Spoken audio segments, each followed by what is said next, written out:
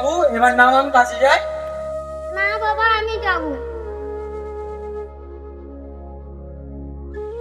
না বাবু, তোমার লেখাপড়া করতে হবে, তোমার লেখাপড়া করে অনেক বড় হতে হবে। তুমি অমন দুষ্টুমি করতে নেই, যাও মায়ের পাশে পাশে বসে থাকো, লেখাপড়া করো। আচ্ছা বাবা, আমার জন্য আসার সময় নতুন বই কিনে নিয়েছি। হাইন, চল ভাই কাজে যাই।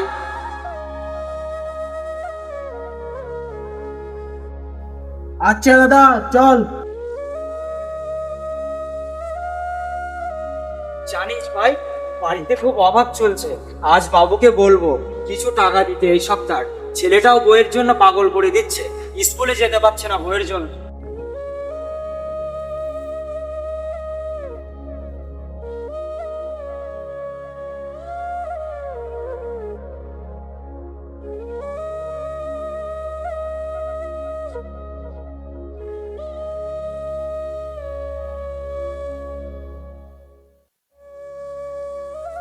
শোন হাবলু,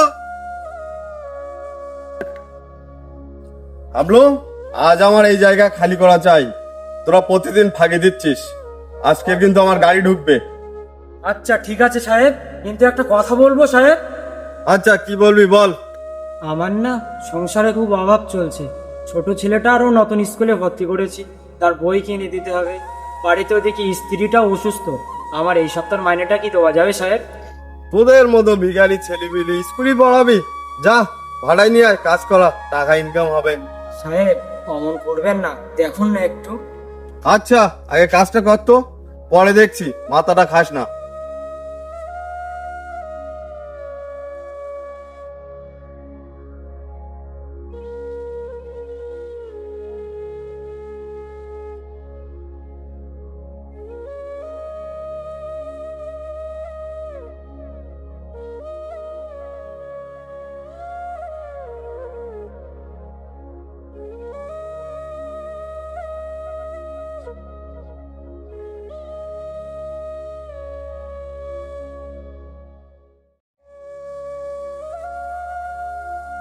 হ্যালো, আর বাবাকে দেখেছিস? ছোট সাহেব যে, বড় সাহেব ওই সাইডের দিকে গিয়েছে।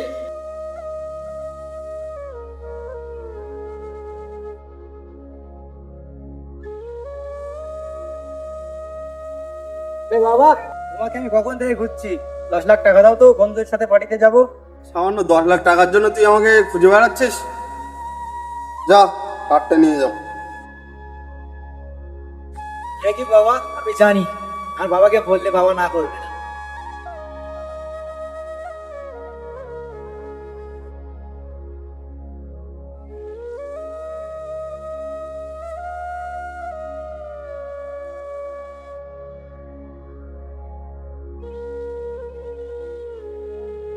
বল হাবলু, কাজ কমপ্লিট করেছিস তো?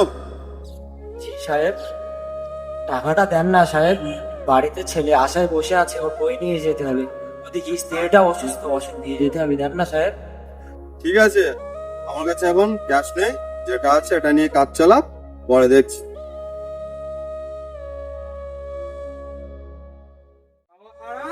বাজারের প্যাকেটটা দাও তো, বাজার করে নিয়ে আসি।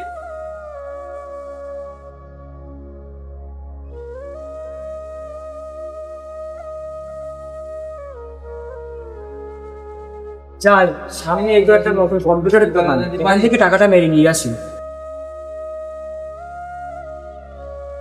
দাদা, হ্যাঁ বলো। হ্যাঁ, আমার এই নাম্বারে এই টাকাটা একটু ট্রান্সফার করে দেবে? হ্যাঁ, দেওয়া যাবে না কেন, অবশ্যই দেওয়া যাবে। কোন নাম্বারটা দেখ। আচ্ছা ঠিক আছে, চিন্তার কোনো কারণ নেই, আমি আপনার সব কাজই করে দিচ্ছি। স্যার, অনেকদিন পর একটা মুরগি পেলাম, আজকে ব্যাংক অ্যাকাউন্টটা পুরো ফাঁকা করতে হবে।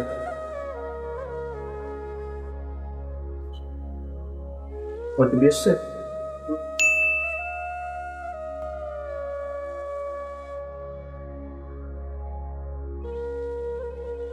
ঠিক আছে দাদা, এই নিন আপনার কাজ হয়ে গেছে। আচ্ছা ঠিক আছে দাদা।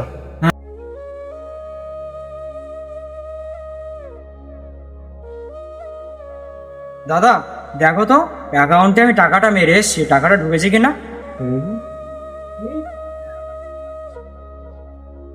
কি বলছো? তোমার অ্যাকাউন্টে তো কোনো টাকা ঢুকেনি, আরো তো 40,000 টাকা কেটে নিয়েছে। কি বলছো দাদা? আমি তো এক করে টাকা মেরে আসলাম সামনের কম্পিউটার দোকান থেকে। ওই দাও তো দাদা, আমি আবার যাই। দাদা, ও দাদা, আমার অ্যাকাউন্ট থেকে টাকা কোথায় গেল? আমি তো আপনার কাছে ফোন দিয়েছিলাম, আমার অ্যাকাউন্ট থেকে তো 40,000 টাকা কেটে নিয়েছে, টাকা তো ঢোকেনি। কি বলছো? হ্যাঁ দেখো, মেসেজটা দেখো দাদা। তা আমি কি করে বলবো তোমার টাকা কোথায় গেল? তুমি কোথায় না জানি কোথায় খাই করেছো টাকা, আর আমাকে ধরছো? ফোন তো আমি তোমাকে দিয়েছিলাম। এইসব মূর্খ লোকের জ্বালা আমার ভালো না। যাও যাও, দোকানের সামনে ভিড় করবে না, যাও। দোকানের সামনে নাগা কান্দে কানবে না, যাও, চল যাও। কোথায় টাকা খাই করেছে আমাদের এসে ধরছে। হায় আল্লাহ, আমার কি সর্বনাশ হয়ে গেল! এবার আমি বাজার করবো কি দিয়ে? আমার ছেলের ওদিকে বই কিনতে হবে, স্ত্রীর শরীর খারাপ ওষুধ কিনে নিয়ে যেতে হবে, আমি কি করে নিয়ে যাব?